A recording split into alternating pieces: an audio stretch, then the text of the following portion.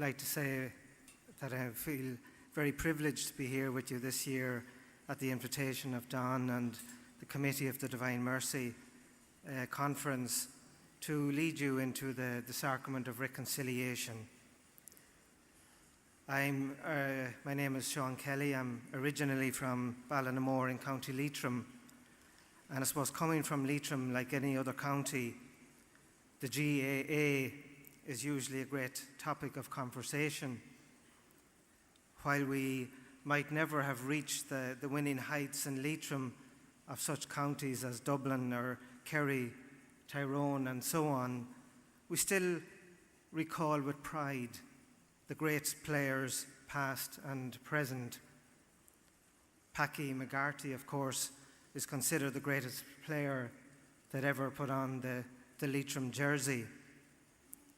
And I remember being in an Irish pub in Boston with my brother Thomas, watching the great team of Leitrim in 1994 after winning the Connacht final with Declan Dorsey as captain, who stood with Tom Gannon, may he rest in peace, to receive the famous Nestor Cup.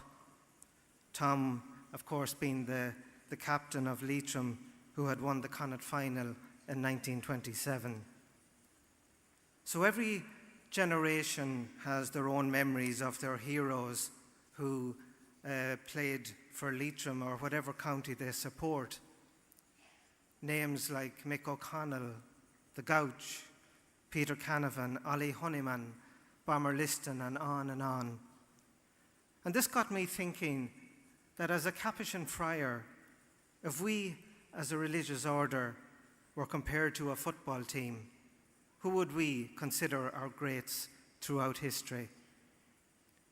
Since our formation in the 1500s, there have been many who have reached the acclaim of sainthood. 58 Capuchin friars and nuns from the 16th to the 20th century as saints and blesseds. The most famous, of course, being Saint Padre Pio and Leopold Mandic, and most recent of all, Blessed Solanus Casey, who was beatified on 18th of November last year. Both Pio and Leopold are renowned for their pastoral care in the confessional. And it was because of this that Pope Francis had their relics brought to the Vatican as part of the celebrations of the Year of Mercy in 2015. Pope Francis was the principal celebrant as well at a Mass offered for the worldwide Capuchin order in connection with the presence in Rome of the relics of these two great Capuchin saints. I speak to you as a brother, said Pope Francis to the Capuchins present, and through you I would like to speak to all confessors, especially in the Year of Mercy. The confessional is for pardon, and even if you cannot give absolution, let me say hypothetically, please do not beat up on the penitent, one who comes seeking comfort, pardon, and peace in his soul. Let him find a father who embraces him and says, God loves you, and makes the penitent feel that God really does. The Holy Father went on to express a desire to see confessors everywhere with broad minds and open hearts, who never tire of being vehicles of divine pardon, and who understand the suffering of penitents because they know themselves to be sinners and the first in the need of God's saving mercy. Timothy Schmalz, a world-renowned sculptor from Toronto, Canada, was commissioned by an anonymous benefactor to create a life-size sculpture of St. Pio for St. Emma Monastery in Greensburg in Pennsylvania, and it was dedicated in late November 2016. Timothy worked for days on end in a disturbing silence in his studio with his mind racing back to everything horrible that he had done in the last 25 years. The darkness became more encompassing, he said, when he also thought about the things that others had done. And then I looked at who I was sculpturing, St. Pio of Pietrelcina, the patron saint of confessions. And I thought, why don't I bring him into this horrible mindset, he said. And throughout all of this, I had not asked God for forgiveness, not even once. And that epiphany turned him around. Every time Smalz's own sins and the transgressions of others came into his mind, he turned the thoughts into prayers for forgiveness and mercy. Each piece of clay that he applied to the emerging work was a prayer. And the whole sculpture became my rosary beads, he said. It became a mystical experience for me. And I would say that I was the first person to benefit from this sculpture. Out of the deepest ways that it affected my Catholic faith is that it brought to me a kind of spiritual wonder and awe. And he calls the sculpture, I Absolve You. And as he worked on it in 2014, he was doing what Pope Francis in February 2016 told the international Padre Pio prayer groups when they visited Rome.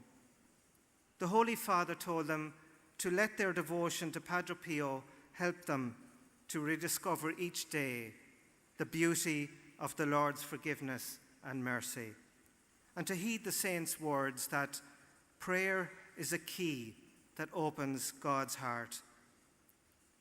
Padre Pio was the saint, he said,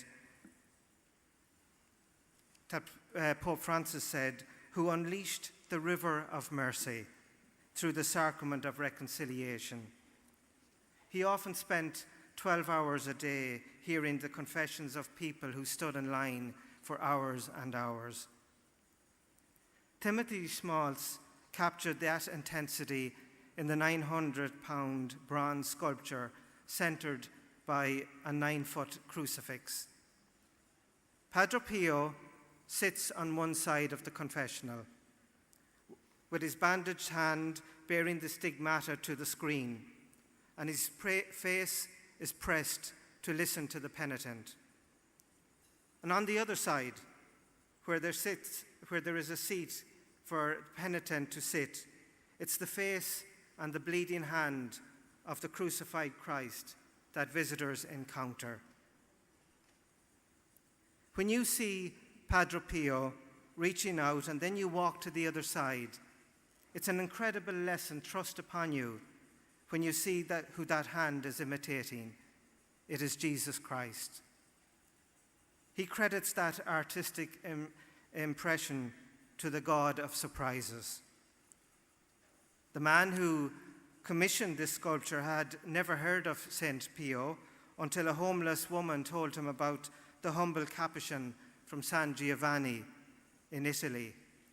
She gave him a prayer card, and he later prayed for his wife when she was seriously ill. And he credits the saint's intercession for a series of healings.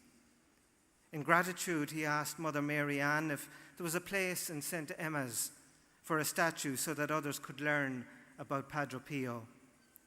So she put him in touch with Timothy, who previously created for the monastery a life-size bronze sculpture of Jesus at the Last Supper. Timothy had done a number of religious sculptures, including the provocative homeless Jesus, a figure of a man lying under a blanket on a park bench with a visible nail-pierced foot. And copies of that bronze statue are being installed in dozens of cities around the world. A copy of the original I Absolve You was cast for the installation in the friary where St. Pio spent a lifetime bringing the mercy of God to the penitent.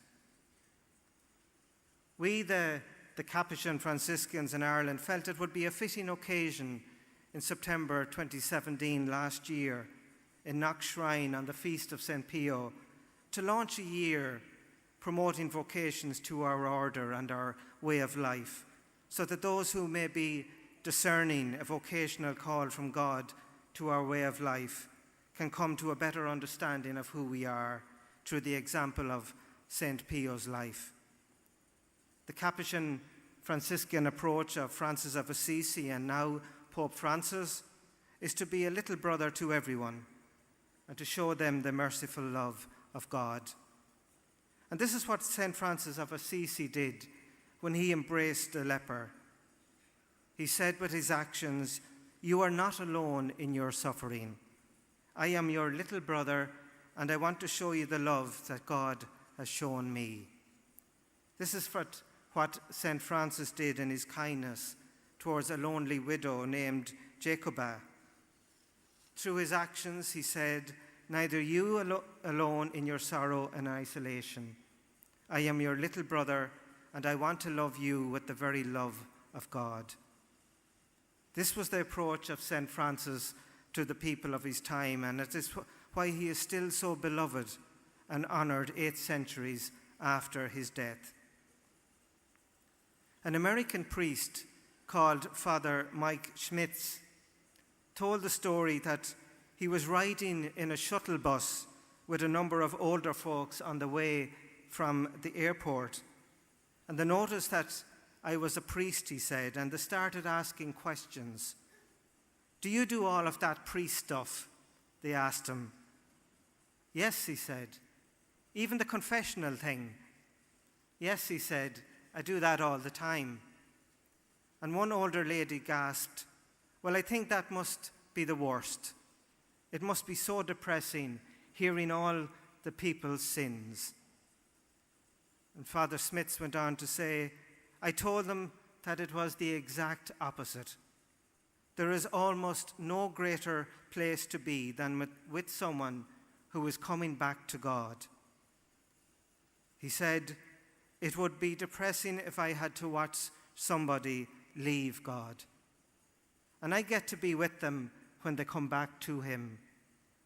The confessional is a place where people let God's love win. The confessional is the most joyful, humbling, and inspiring place in the whole world. He was asked, what does he see during confessions? And he answered, "I think there are 3 things. Firstly, I see the costly mercy of God in action. I get to regularly come face to face with the overwhelming, life-transforming power of God's love. I get to see God's love up close and personal, and it reminds me of how good God is. Not many people get to see the way in which God's sacrifice on the cross is constantly breaking into people's lives and melting the hardest of hearts. Jesus consoles those who are grieving their sins, and He strengthens those who find themselves wanting to give up on God and on life itself. And as a priest, he said, I get to see this thing happen every day. The second thing I see is a person who is still trying, a saint in the making. And I don't care if this is the person's 3rd confession this week. If they are seeking the sacrament of reconciliation, it means that they are trying. And that's all I care about. This thought is worth considering. Going to confession is a sign that you have not given up on Jesus Christ. And this is one of the reasons why pride is so deadly. I've talked with people who tell me that they don't want to go to confession to their own priest because their priest really likes them and thinks that they are a good person. So he said, I have 2 things to say about this. Your priest will not be disappointed. What your priest will see is a person who is trying. And I dare you to find a saint who did not need God's mercy in their lives. And so what if the priest is disappointed? We try to be impressive with so much of our lives. Confession is a place where we do not get to be impressive. Confession is a place where the desire to impress goes to die. Just think about it. All other sins have the potential to cause us to race to the confessional. But pride is the one that causes us to hide from God, who can and does heal us.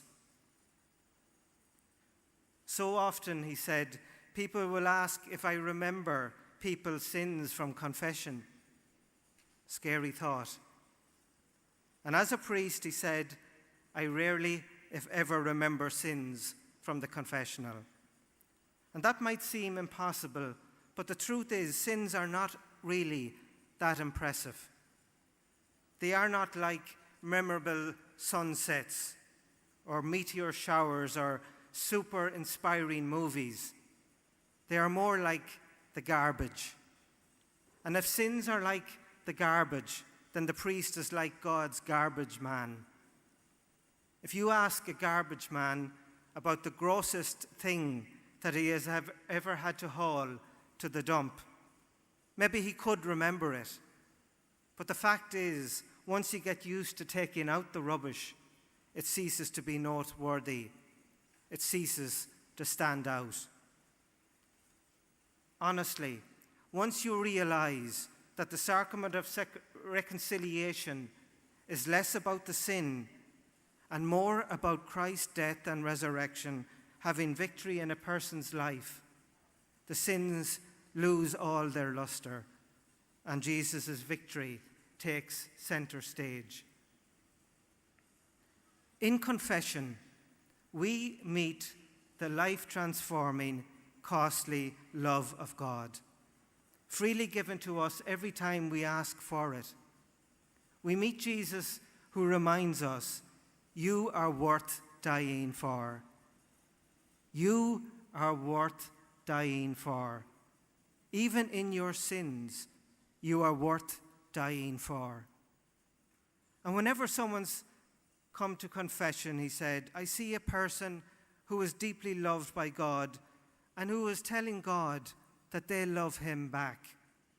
That's it, and that's all. The third thing a priest sees when he hears confessions is his own soul. It's a scary place for a priest. I cannot tell you, he said, how humbled I am when someone approaches Jesus' mercy through me. I am not overawed by their sins. I am struck by the fact that they have been able to recognize sins in their own lives that I have been blind to in my own.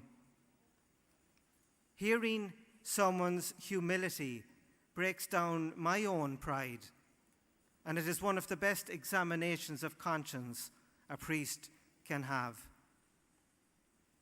But why is confession a scary place for a priest? It's frightening because of the way in which Jesus trusts me to be a living sign of his mercy. Archbishop Fulton Sheen once told priests that we scarcely realize what is happening when we extend our hands over someone's head in absolution. We don't realize, he said, that the very blood of Christ is dripping from our fingers onto their heads, washing the penitent clean. Yes, my dear friends, confession is a very powerful place. All I have to do is to offer God's mercy, hope, and redemption. But I don't want to get in Jesus' way. The priest stands in judgment of no one. He can't afford to. In the confessional, the only thing I have to offer is God's mercy.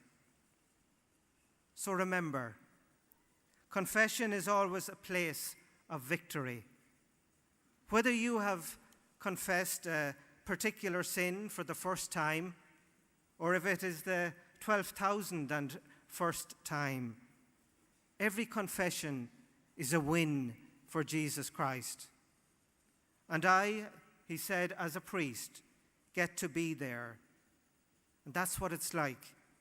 I get to sit and watch Jesus Christ win his children back all day. So, dear brothers and sisters, now is your opportunity to allow the all-powerful God pour out his love, his mercy, and forgiveness into your hearts. Do come to one of the many priests who are here today to extend the mercy of God to you in this most wonderful sacrament of joy and healing. And while you are waiting in line, please keep a silent heart in prayer for the courage to make an honest and open confession, so as to more fully experience the forgiveness and all-powerful love of Jesus Christ. Pray for the person in front of you and the person behind you, so that they too will have that same courage and openness of heart. Jesus Christ has called you here today by name to experience this wonderful, joyful experience of the reconciliation. So please, do not be afraid. Come along to Jesus. He is waiting for you now.